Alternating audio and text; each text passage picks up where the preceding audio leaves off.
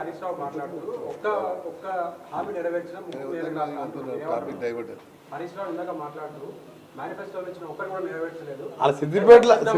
అలా సిద్దిపేటలో మహిళలు ఉంటారు, ఎన్ని లక్షల మంది ఫ్రీగా టికెట్ లేకుండా బస్ ఎక్కి వచ్చిండ్రో పోయి అడిగి తెలుసుకొని వచ్చిన తర్వాత నువ్వు పోయి నన్ను అడగప్పు. ఓ టికెట్ తీసుకున్నట్టు అడుగు. జీరో కరెంటు బిల్లు అదే హరీష్ రావు మాట్లాడిన దానికి అర్థం లేదు. మా కేటీఆర్ అంటే కల్లకుంట్ల టాపింగ్ రావు మాట్లాడిన దానికి అర్థం లేదు. కేటీఆర్ టాపింగ్ రావు అని పెట్టాం. కేసీఆర్ గారు పంట పొలాలు ఎండిపోయినాయి అంటుండు.